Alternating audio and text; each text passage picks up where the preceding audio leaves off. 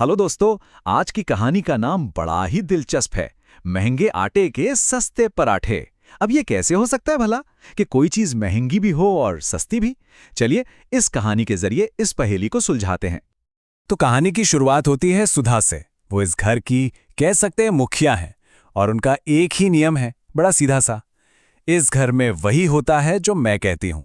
बस यही एक लाइन इस घर का पूरा माहौल और आगे क्या होने वाला है सब कुछ तय कर देती है। तो चलिए कहानी के पहले हिस्से में चलते हैं। घर के नियम। यहाँ हम देखेंगे कि सुधा का ये जो सख्त कंट्रोल है वो घर के लोगों पर और खासकर उनकी पहली बहू रिया पर क्या असर डालता है। अब देखिए रिया के साथ क्या होता है। सबसे पहले तो उसे उसकी मर्जी के खिलाफ मायके से वापस बुला लिया जाता है। आते ही घर की पूरी रसोई की जिम्मेदारी उसके सर पर डाल दी जाती है। पर इतना ही नहीं, वो कुछ भी बनाए उसके खाने में रोज कोई ना कोई नुक्स निकाला जाता है। कभी नमक ज्यादा है तो कभी मसाले कम। और जब बेचारी रिया अपना कुछ करने की सोचती है कि चलो घर से ही टेलरिंग का काम शुरू कर लूं, तो उसकी इस इच्छा को भी साफ साफ मना करके दबा दिया जाता है। तो इन सब का नतीजा क्या होता है? रिया के मन में सिर्फ एक ही ख्याल घूमता रहता है, ये ससुराल नहीं, ये तो एक जेल है। उसकी पूरी लाचारी और घुटन बस इस एक वाक्य में सिमट कर रह जाती है।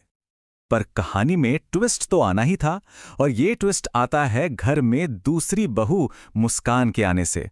और इसी के साथ शुरू होता है हमारा दूसरा अध्याय, एक घर दो बहुएं।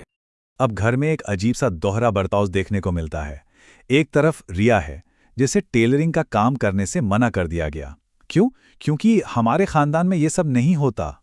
और दूसरी तरफ है मुस्कान, जिसे टिफिन सर्विस शुरू करने की इजाजत न सिर्फ मिल जाती है बल्कि उसे बढ़ावा भी दिया जाता है। और वजह, उसी खाने में घर का खाना भी हो जाएगा। साफ पता चल रहा है कि यही दोहरा बर्ताव कहानी के असली संघर्ष की जड़ है। रिया के लिए तो ये एक बहुत बड़ा झटका था। वो सोचने लगी, हद है, मुझे तो कुछ नहीं करने दिया और इसके आते ही इसे अपना बिजनेस खोलने की परमिशन मिल गई। बस यहीं से उसके दिल में वो जलन की भावना, वो बदले की आग पैदा हो जाती है। और अब हम पहुंचते हैं कहानी के सबसे अहम मोड़ पर, साजिश का आटा। यहां रिया की जलन एक सोची समझी साजिश में बदल जाती है। सवाल ये उठता है कि जो रेसिपी कामयाबी की होनी चाहिए थी, वो बर्बादी की रेसिपी में कैसे बदल गई? आखिर रिया ने ऐसा किया क्या? चलिए देखते हैं। रिया ने मुस्कान के काम को बिगाड़ने के लिए 3 बड़े कदम उठाए। पहला, उसने गेहूं के आटे में बाजरे का आटा मिला दिया, जिससे रोटियों का स्वाद ही खराब हो गया।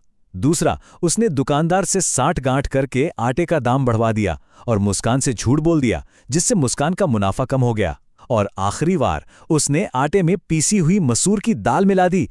इसके बाद तो ग्राहकों की शिकायतों का अंबार लग गया। तो रिया के इस साजिश का नतीजा क्या निकला? ग्राहकों की लगातार शिकायतें आने लगीं, ऑर्डर्स कैंसिल होने लगे और आखिर में बिजनेस में भारी नुकसान हुआ। रिया की इस आखिरी चाल के बाद मुस्कान के पास कितने ग्राहक बचे? एक भी नहीं, 0। उसका टिफिन सर्विस का काम पूरी तरह से ठप हो गया।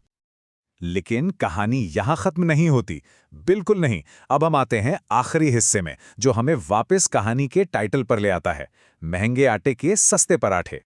टिफिन सर्विस बंद होने के बाद मुस्कान को यह एहसास हो जाता है कि उसके साथ साजिश हुई है, लेकिन बदला लेने के बजाय वो एक नया बिजनेस प्लान करती है और अपने पति की मदद से एक कामयाब ढाबा खोलती है। तो आखिर में महंगे आटे के सस्ते पराठे का असली मतलब क्या है? देखिए, ये सिर्फ एक ढाबे का नाम नहीं है।